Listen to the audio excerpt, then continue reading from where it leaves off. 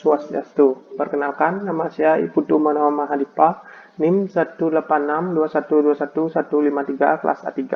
Di sini saya akan menjelaskan metode perancangan arsitektur 1 yang telah saya buat dengan fungsi dormitory.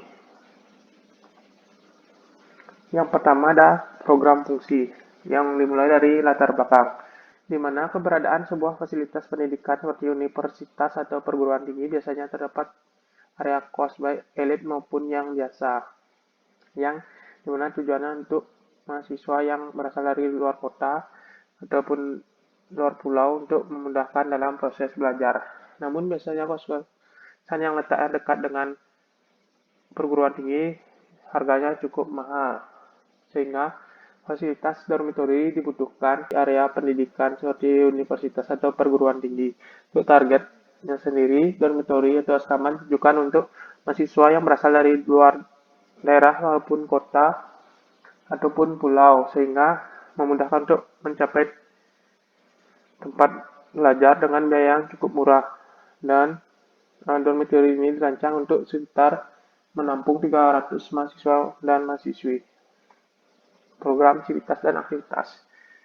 Pengguna sendiri terdiri dari pria dan wanita, di mana kegiatan dan ruangan yang dihasilkan sama, di mana kegiatan yang biasanya dilakukan yaitu mau tidur, mandi, makan, berangkat kuliah, pulang kuliah, istirahat, belajar, dan bercengkrama dengan pengguna dormitory lainnya dan lanjut tidur.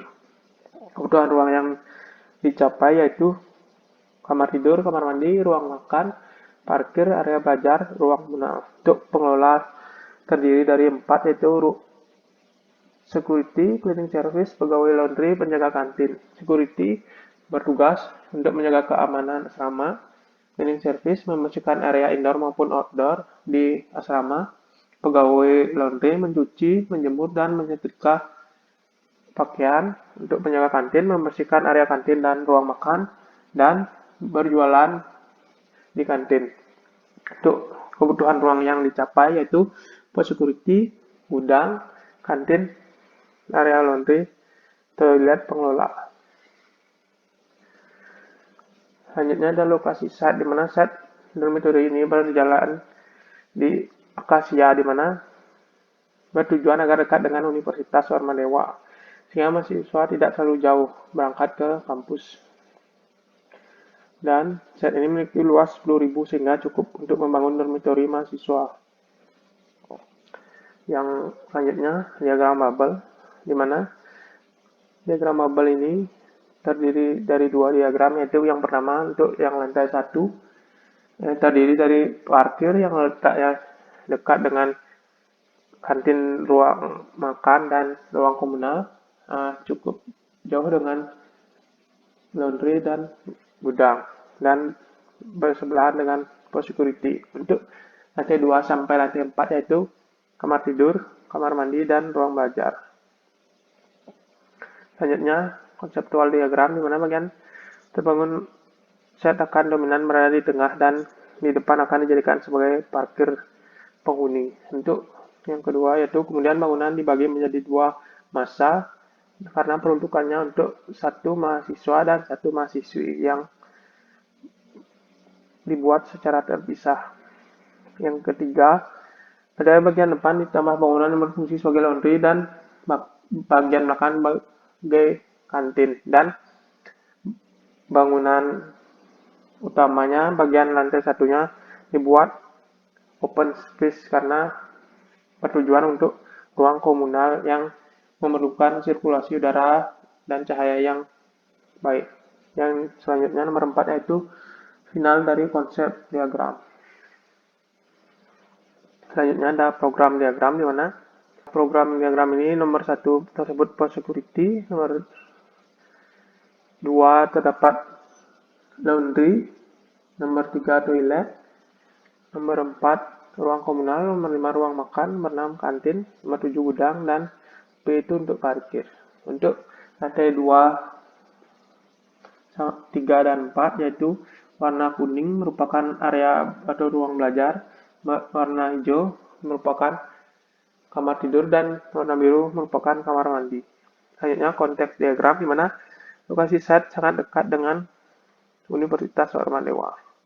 Dan konteks selanjutnya yaitu karena bangunan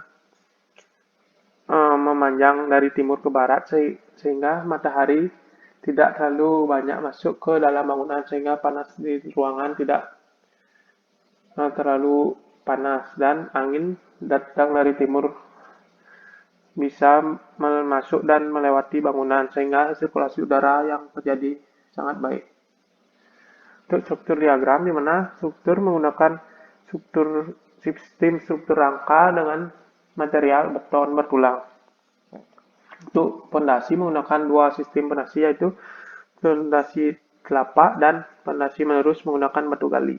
Untuk slope, kolom, plat lantai, balok lantai, dan ring balok menggunakan beton bertulang dan atap menggunakan material genteng. Untuk struktur atap menggunakan baja ringan. Selanjutnya aksonometri, diagram yang memperlihatkan lantai satu terbuat atau dibuat open space bertujuan sebagai ruang komunal dan ruang makan. Untuk lantai 2 sampai 4 terdapat ruang tidur, kamar mandi, dan ruang belajar. Selanjutnya skala diagram di mana terdapat kantin dengan ukuran 12 kali 7, kamar tidur, terdapat furniturnya meja, lemari, dan kasur dengan ukuran 2,5 kali 2,5 meter, toilet 15 kali 4 meter, dan kamar mandi 2,5 kali 2 meter. Selanjutnya ruang belajar 15 kali 21 meter, ada ruang laundry, gudang, dan security. Selanjutnya ada ruang komunal dengan luasan 50 kali 21 meter dan ruang makan 21 kali 15 meter. Selanjutnya aktivitas diagram di mana aktivitas pengguna pria dan wanita memiliki aktivitas yang sama, yaitu bangun tidur, mandi, makan, berangkat kuliah, setelah pulang kuliah bisa beristirahat atau belajar kelompok, dan bercengkrama dengan mahasiswa atau mahasiswi lain dan bisa tidur.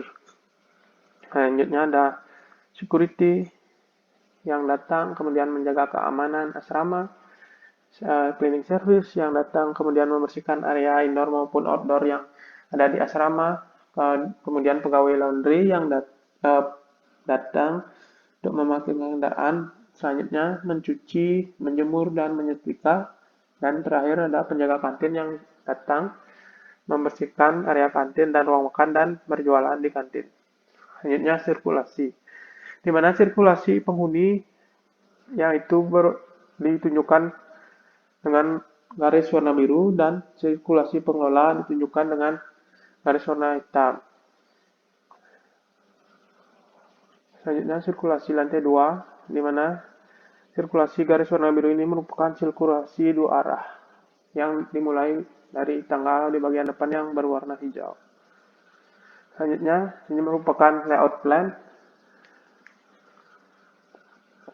Nah, ini merupakan denah lantai 2 sampai lantai 4 yang merupakan denah tipikal. Dan ini merupakan desain final yang telah saya buat, di mana di bagian depan terdapat parkir dan di asrama ini dibatasi dengan pohon-pohon. Dan mungkin sekian presentasi yang dapat saya sampaikan. Terima kasih.